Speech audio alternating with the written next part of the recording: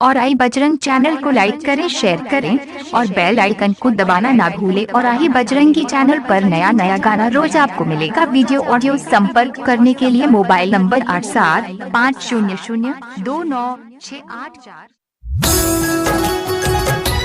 देखिए भैया, जब के हूँ आपन पराया हो जाला तो ये दिल पे का गुजरेला।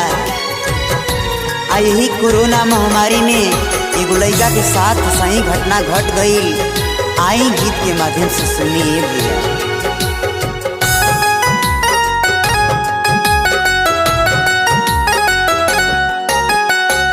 जे कराला कैनी पर देश में कमाई, जे कराला कैनी पर देश में कमाई, दुश्मनों ही परिवार हो गई।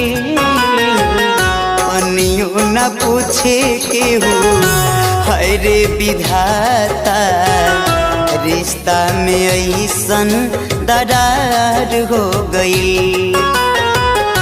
पनियों न पूछे के हो है रे विधाता, रिश्ता में ऐसन दरार हो गई।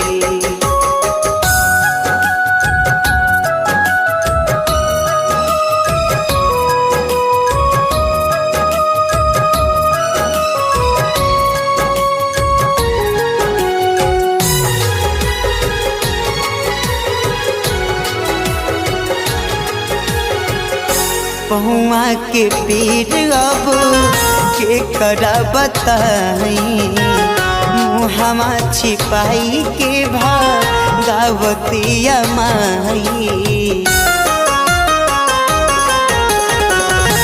पहुआ के पीर अब के करा बताई, मुहमा छिपाई के भगवतिया माई।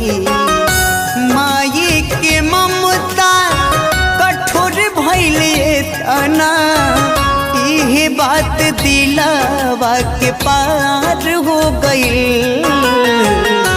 पनियों न पूछे के हो है रे विधाता, रिश्ता में ऐसन दरार हो गई।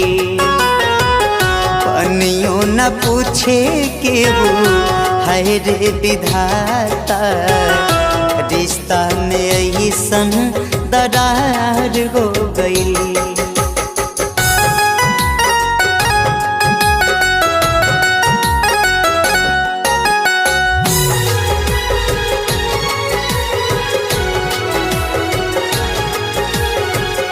तड़प तड़प दिल रोवेला भीतरा, कोरोना पहाड़ बनके टूटल बा ऊपरा। तड़प तड़प दिल रोवेला भीतरा, कोरोना पहाड़ बनके टूटल बा ऊपरा। जात बानी अब ता लगावे फसरिया, मोहरे के मन में विचार हो गई। पनियों न पूछे के हो है रे विधाता, रिश्ता में ऐसन दरार हो गई। पनियों न पूछे के हो है रे विधाता, रिश्ता में ऐसन दरार हो गई।